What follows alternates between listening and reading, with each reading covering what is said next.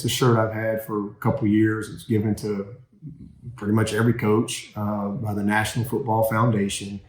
And, that's been their promotional thing, I think, since all the way back in 2014. And I would just say any insinuation that I was trying to mock the Black Lives Movement, Black Lives Matter movement, it is just an attack on my character. Address that. And then the last thing is, I had I've been broke so many times, I don't know what to believe.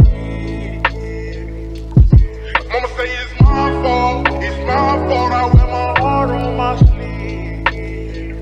Niggas best up on my...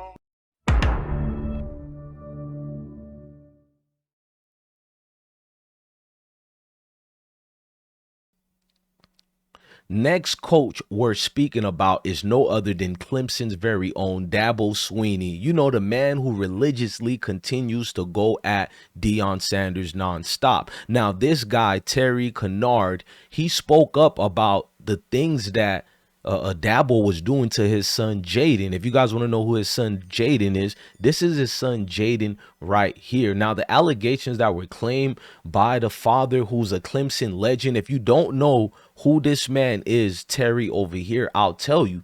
Terry Kennard is a Clemson football standout who helped lead the Tigers to their first national championship in 1981. Kennard took Clemson's football coach Dabo Swinney to task on his Facebook, which is this picture over here. I'm gonna post again.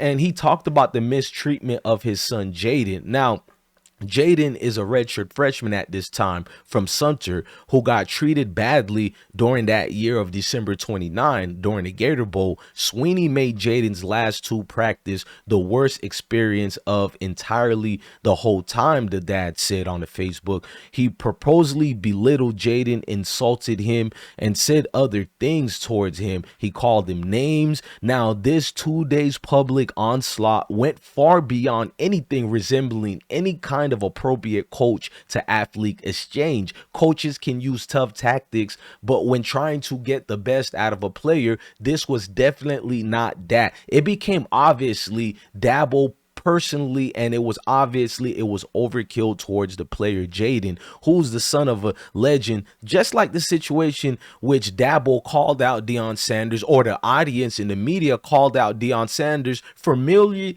responding to a Twitter rant towards one of his transferred players, and they called Deion Sanders everything under the sun than what his mom calls him. You know what I mean? But yet they sweep this under the rug. We're not even done yet. Now, Jaden, he disputed all this as false and said it's true what his dad said, and he went deeper with it until Dabo released his own statement. Dabo said, "I dispute this claim. He's being mistreated." You know what I'm saying? Like, this was taking a situation that literally spurned left. Now, the racist coach, Danny Pearman, would prove that Dabo is a liar as far as the things that go on within the Clemson situations. Now, if you don't know, Danny Pearman's use of a racial slur went viral. It set up waves and everything that got swept under the rugs again. Now, Dabo's response was what quite strange how the media didn't want to pay attention to it, but I'm a good journalist.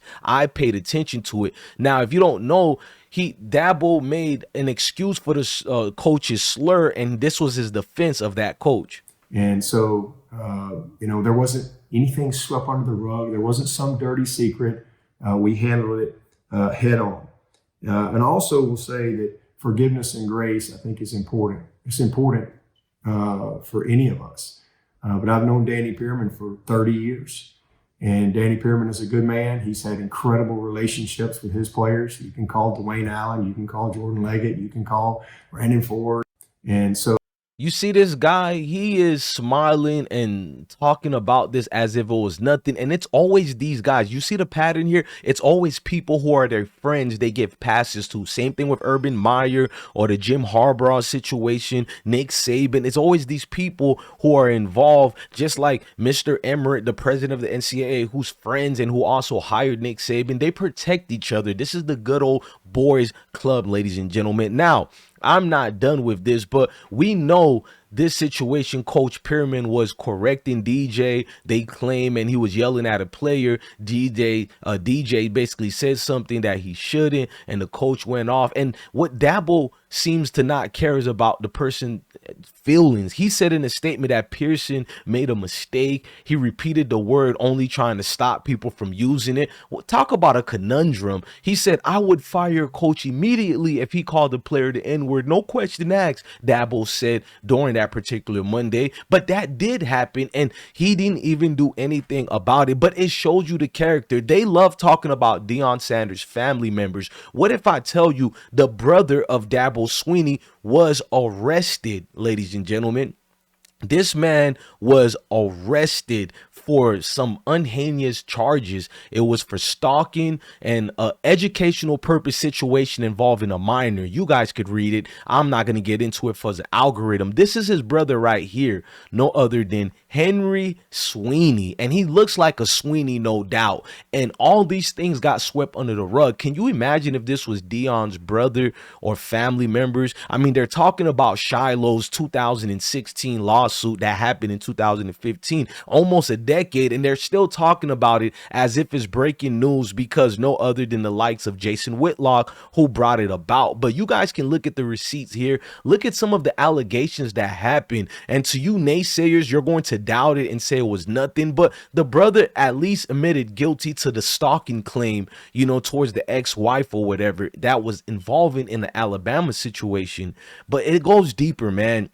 It doesn't stop. Dabo got in some other situations, as you can see here, that went famously during the situations of cops killing African Americans who are unarmed. There was a wave of a group called Black Lives Matter, which Dabo would use a shirt during the same moment to say football matters. Everybody knows it was a shade towards Black Lives Matter, including the football players who plays for him. He shaded, no doubt. And what made it even worse about that, he shaded, he also, and I want you guys to look at it here so there's no sugarcoating it, but this was his response to that situation. Address that. And then the last thing is, I had a T-shirt on that someone took a picture of me that asked to take a picture, and it's a shirt I've had for a couple years. It's given to pretty much every coach by the National Football Foundation, and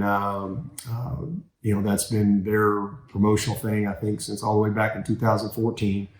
And I would just say any insinuation that I was trying to mock the Black Lives Movement, Black Lives Matter movement, it is just an attack on my character.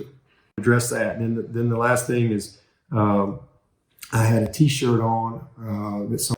What's sad about that is he took no accountability for it. Everybody knows when you added that matters in football what you were talking about. You came with a scripted note, sir. You refused to talk about the situation openly with your heart and just you speaking. But they always get a scripted paper to hide what they're doing. Now, this is been an embarrassment for the university because he even went on Fox trying to defend the situation. Who would have thought? Fox News and Fox Sports? We're not going to get into that. And it continues on. You see the pattern with the racist antics involving African-American players and Dabo Swinney. Now, there's a player right here by the name of Hamid Williams who claimed that Dabo used a racial slur towards him in the locker room in front of the whole team. Notice that every player who accused these coaches, they had all evidence to back them and support them. They always had credible evidence like other characters involved. Now, this thing goes a little bit deeper. You can see where Dabo, and I'm going to show you guys a receipt. You guys can read it. But these things were swept under the rug from the likes of ESPN and other outlets. Meanwhile, they're talking about Deion Sanders for a micronism of a fraction compared to what these coaches, all of these coaches I've been talking about in this documentary. And you can see how things are far different when it's a different complexion. Now, he speaks about these things with a weak excuse. You see what he said here. I'm not perfect. Nope, far from it, Swinney ranted. I've been part of failure many times, but there ain't nothing in my life that I failed at. Tyler never ever, Swinney told Tyler from Spartanburg, that fans like him are part of the problem. He's calling other fans part of the problem. You see that? Now he says the expectations are more than appreciated. And I want you guys to know that the cops also try to protect him in this situation, which was actually scathing, and it showed you how coaches like him get protected by the entire segment. If you guys don't believe me, I want you guys to read this article right here. I'm going to make it big for you guys, but Dabo clearly in this situation was protected by Southern Carolina cops, that is. And just read this right quick, and I want you guys to see what he gets to get away with over there. I want you guys to pause that, and now let's put it again. Now these are the police stations supporting my claim, the actual accounts of events that happened with him addressing certain fans who exposed him. I'm not gonna even waste time playing the other one, but I want you guys to see that yourself, to know how far certain people of the Mayo Nations will protect each other and stay on code during all of this at the same time. Now, it's just more things. I'm not done with this thing. He speaks about these scripted events, but he doesn't goes deeper into it. Now, Dabo comments on racism is merely the little things you should worry about. When asked about players protesting during the anthem, he previously said it's so easy to say we have a problem, but we got a sin problem. He also stated that his players would be in trouble on the team for exercising this kind of dissent. He's also the same coaches who said these Black Lives Matter people who needs to leave the country. That was his sentiment towards it, and then he cleaned it up. Now it goes on. Dabo is calling out players the same way they claim Deion Sanders was, but he had in a rift between a former quarterback, DJ Ugiala, and his father, Big Dave. If you don't know who they are, this is DJ and his father, Big Dave, right here. They would insinuate some other things and allegations on Dabo, and it goes deeper. Now, the father of DJ would say that Dabo's stance on the NIL and transfer portal was more hypocrisy that you've seen. They claim Dabo couldn't adapt with quarterbacks and actually get them ready for certain situations. He talked about the NIL, how Dabo doesn't want to pay players at all, but yet they call Deion Sanders a broke, cheap coach. But when you're reading coaches like this here, including Matt Rule, begging and jiving, you know what I'm saying? Just a lot going on. Now, the dad, he basically who looked at the situation and called the coach out in a proper manner and proper way. Now, this documentary is going to be for well over an hour or two, so I want you guys to get your popcorns and enjoy it. But with Dabo, it goes more deeper. To hear his eccentric, corny speeches on scripted situations or not. They are ready to lead the way in being a part of the solution for this country. And I stand with my players, and I will help them any way I can to unify people and help create positive change. Now, that was his weak excuse for the situation, and these are all scripted. He's the same guy who said this about NIL. Thinking through it, and I mean, for me, we built this program on NIL. We really did. And it's probably different than what you're thinking, though. We built this program in God's name, image, and likeness. And that's how I look at it. So thinking. Man, that was the corniest, fakest speech ever. And this is the thing they get away with, because these gentlemen remind these media personality of their uncle, their father. But let's just be honest, man, the unbearable entitlement of Dabo Swinney, it goes far deep, and how the media protects them and cleans them up. I don't know if you guys know about it, but I do my homework as a journalist. There's a place in Clemson called the Tillman Hall. This place has a travesty of history, ladies and gentlemen, and it's sad. Now, two schools from the heart of Dixie, two head coaches in Nick Saban and Dabo Swinney, who make staggering sums of money. Two basically teams that are overwhelmingly filled with African Americans on their teams, and in a move that makes past alumni spins in their grave, led by African American quarterbacks. Two teams with defenses unafraid to unleash helmet to helmet hits against their opponents, hits that sent these amateur players into a sideline tent where they could be ministered to and by school trainers away from prying eyes to see the hidden things and agendas. Now, two teams who rabid student sections who were basically overwhelmingly, if not entirely white, living vicariously through the violent exploits of their black